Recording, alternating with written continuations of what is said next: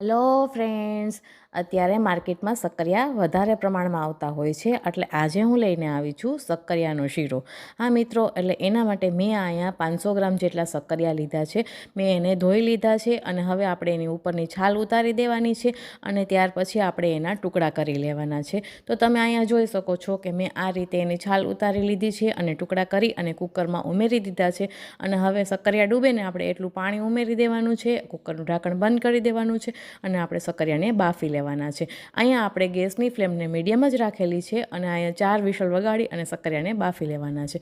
તો તમે હવે જોઈ શકો છો કે 4 વિસલ વાગી ગઈ છે અને શક્કરિયા આપણા સરસ રીતે બફાઈ ગયા છે. એટલે આપણે એમાંથી બધું પાણી દૂર કરી દેવાનું છે. અને હવે ત્યાર પછી મેં અહીંયા એક પેન લીધું છે, ગેસને સ્ટાર્ટ કરી દીધો છે, ગેસની ફ્લેમને મીડિયમ રાખેલી છે. હવે આપણે એમાં 1 ચમચી જેટલું ઘી ઉમેરી દેવાનું છે. ઘી ઉમેરાઈ ગયું છે ત્યાર પછી આપણે બધા શક્કરિયા બાફેલા હતા ને તે અહીંયા ઉમેરી દેવાના છે અને હવે આપણે ચમચાની મદદથી તેને સારી રીતે મિક્સ કરી દેવાના છે. અને હવે મિત્રો ત્યાર પછી મેં અહીંયા અડધો વાટકો જેટલી ખાંડ લીધી હતી તે હું અહીંયા ઉમેરી દઉં છું અને હવે પછી જરૂર મુજબ થોડું દૂધ ઉમેરી અને આ રીતે હું શક્કરિયાનો શીરો તૈયાર કરી રહું છું.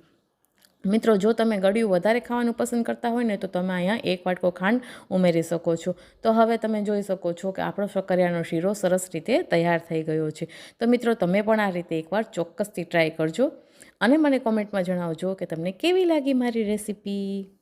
જો રેસીપી પસંદ આવી હોય તો વિડીયોને લાઇક, ચેનલને સબસ્ક્રાઈબ અને બેલ આઇકન દબાવવાનું ભૂલતા નહીં.